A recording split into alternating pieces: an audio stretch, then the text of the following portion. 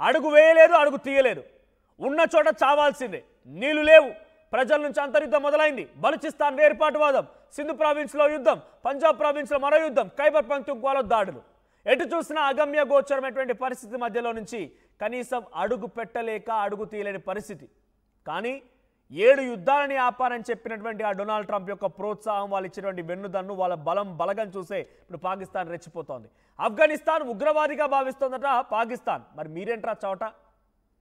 ఆఫ్ఘనిస్తాన్ ఉగ్రవాదులు అయితే మరి మీరేంటి? ఆ ఉగ్రవాదులని గురువు మీరు, ఉగ్రవాదుల యొక్క గురువుకు గురువు మీరు.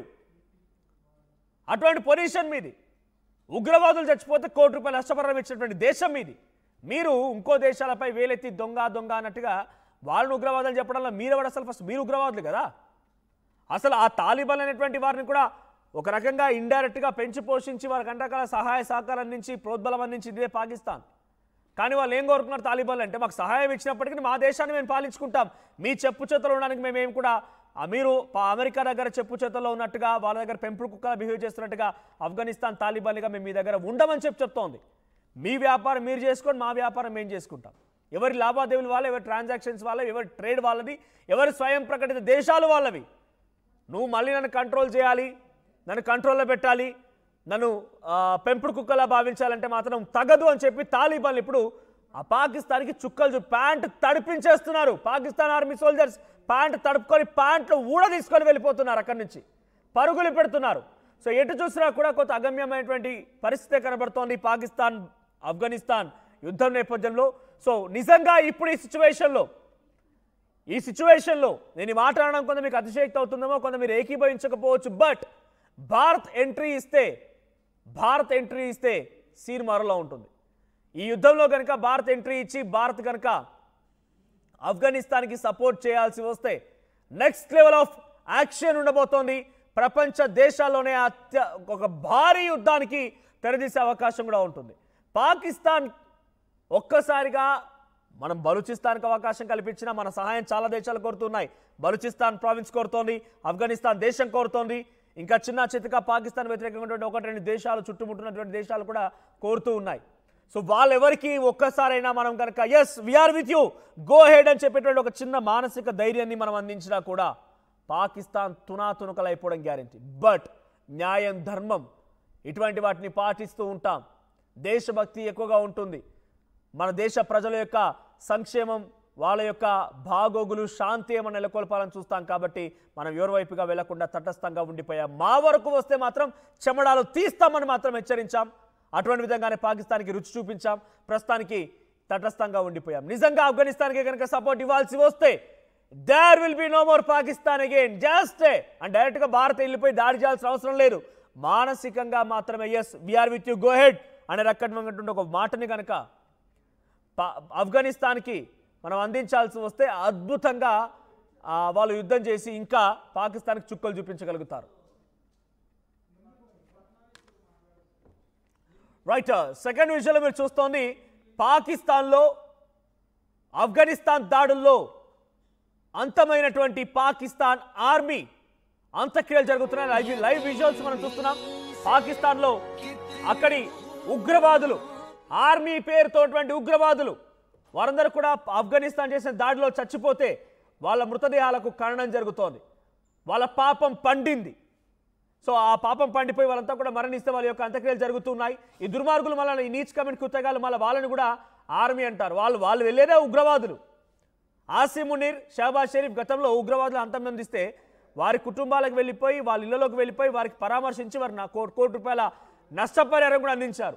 ఇప్పుడు ఇక్కడ చనిపోయిన దాంట్లో ఒకరిద్దరు ఆర్మీ పర్సన్స్ ఉంటే మేజర్గా ఉగ్రవాదులే ఉంటారు. ఆ ఉగ్రవాదుల కుటుంబాలకి మళ్ళీ ఆ ఉగ్రవాది కూడా ఆర్మీ పేరిట ముద్ర వేసి ఆర్మీ అని చెప్పి కలరింగ్ ఇస్తుంటారు అంతే. సో ప్రస్తుతానికి రైట్ సైడ్ బాక్స్ మీకు కనిపిస్తున్న విజువల్స్లో పాకిస్తాన్ ఆర్మీ సోల్జర్స్ యొక్క ఖననం జరుగుతోంది, అంత్యక్రియలు జరుగుతున్నాయి. సో అక్కడ భారీగా ఆర్మీ సోల్జర్స్ కానివ్వండి, ఇతరత్ర ఉగ్రవాదులు కూడా ఉన్నారు కొంతమంది అందులో. సో ఉగ్రవాదులకు సంబంధించి ఉగ్రమారే చీఫ్ లష్కర్ తోయిబా, జైష్ మహమ్మద్, మసూద్ అజార్ గాడు, లేకపోతే హఫీజ్ సయీద్ గాడులు అందరూ కూడా వాళ్ళు కూడా ఆర్మీ పర్సన్స్ చెప్పుకునేటువంటి బాపతి ఈ పాకిస్తాన్ దుర్మార్గులది. వాళ్ళు కూడా ఆర్మీ పర్సన్స్ అని చెప్పుకొని వాళ్ళకి మళ్ళీ కోట్ల రూపాయల డబ్బులు ఇవ్వడాలు, వాళ్లకు మళ్ళీ వాళ్ళకి అంత్యక్రియలు, ప్రభుత్వ అధికారిక లాంఛనాలతో అంత్యక్రియలు చేయడాలు, ఇంత నీచమైనటువంటి, నాకు తెలిసి ఇంత దిక్కుమాలినటువంటి చరిత్ర పాకిస్తాన్ తప్ప ఏ దేశానికి ఉండకపోవచ్చు. ఇంత దౌర్భాగ్యమైనటువంటి చరిత్ర, ఇంత దిక్కుమాలినటువంటి చరిత్ర పాకిస్తాన్ దుర్మార్గుల తప్ప, ఈ నీచ్ కమిన్ కుత్తేగాలకు తప్ప ఏ దేశానికి ఉండకపోవచ్చు. ఇస్లామిక్ దేశాలు అనేకంగా ఉన్నాయి, ఖతర్, సౌదీ, ఇంకా చాలా దేశాలను చెప్పుకుంటూ పోతే ఆ ఇస్లామిక్ దేశాలన్నీ ఒకే ఎత్తు అయితే ఈ పాకిస్తాన్ నీచ్ కమిన్ కుత్తేగాడి చరిత్ర ఇంకోటి. ఇంతకు మించినటువంటి ఒక దిగజారుడు తనానికి పాకిస్తాన్ పాల్పడదన్న ప్రతిసారి కూడా వాళ్ళు మనం తప్పని ప్రూవ్ చేసి ఇంకా దిగజారిపోతూనే ఉన్నారు. ఉగ్రవాదానికి ఎప్పుడు చూసినా ఉగ్రవాదం పేరిట దాడులు, ఉగ్రవాదం పేరిట మారణ హోమాలు సృష్టించిన తప్ప ఈ నీచ్ కమిన్ కుత్తేగాలకి ఏరీ తెలియదు. మీరు చెప్పండి, మీ చరిత్రలో ఎప్పుడైనా మీరు చదువుకున్నటువంటి విజ్ఞులుగా, చదువుకున్నటువంటి నాలెడ్జబుల్ పర్సన్స్గా ఏ రోజైనా పాకిస్తాన్ ఒక అద్భుతం చేయగలిగింది? ఏ రోజైనా పాకిస్తాన్ ఒక శాటిలైట్ని పంపించగలిగింది? ఏ రోజైనా పాకిస్తాన్ ఒక విజయం సాధించగలిగింది? ఏ రోజైనా పాకిస్తాన్లో ఒక అద్భుతమైనటువంటి ఒక ఆవిష్కరణ జరిగింది? ఈ మాట వినిపించాయా? పాకిస్తాన్ పేరు చెప్పగానే ఉగ్రవాదులు వచ్చారు, మసూద్ అజార్ గాడు వచ్చాడు, హఫీజ్ సయద్ గాడు వచ్చాడు, ఆసిమ్ మునీర్ పేరిటున్నటువంటి ఒక పాక్ ఆర్మీ చీఫ్ ఫీల్డ్ మార్షల్గా ఉన్నటువంటి ఒక దుర్మార్గుడు ఉగ్రవాది రూపంలో అలా నిల్చొని ఉన్నాడు, షెహబాజ్ షరీఫ్ గాడు ఒక ఉగ్రవాది. వీళ్ళందరి రూపాలు తాకట్టు పెట్టడాలు, అమ్ముకోవడాలు, ఇంకా దుర్మార్గంగా చెప్పాలంటే అక్కడ లోపల ఉండే స్థానిక మహిళలకు కూడా రక్షణ లేకుండా చేసినటువంటి పద్ధతులే. కానీ ఈ నీచ్ కమిన్ కుత్తేగాల దగ్గర ఎప్పుడైనా ఆవిష్కరణ గురించో అద్భుతం గురించో వార్త చూసాం మనం. సో ఇంతకు మించి దుర్మార్గమైనటువంటి, దౌర్భాగ్యమైన నీచ్ కమిన్ కుత్తేల చరిత్ర ఏదైనా ఉందంటే అది పాకిస్తాన్ మాత్రమే. సో మీ అభిప్రాయం ఏంటి? ఇప్పుడు ఈ యుద్ధంలో భారత్ ఎంట్రీ ఇవ్వాలని మీరు అనుకుంటున్నారా? కేవలం నైతికంగా సపోర్ట్ ఇచ్చిన yes we're with you, go ahead అనేటువంటి ఒక చిన్న నైతిక మాటని ధైర్యంగా పాకిస్తాన్కి వ్యతిరేకంగా ఆఫ్ఘనిస్తాన్ మనం ఇచ్చినా కూడా ఆఫ్ఘనిస్తాన్ పాకిస్తాన్ని తునాతునకలు చేయడం గ్యారంటీ. ఇప్పటికీ 68 మంది మరణించారు పాక్ ఆర్మీ సోల్జర్స్ ఆఫ్ఘనిస్తాన్ దాడిలో. వాళ్ళందరికీ ఖననం జరుగుతుంది. ఒకసారి విజువల్స్ చూద్దాం.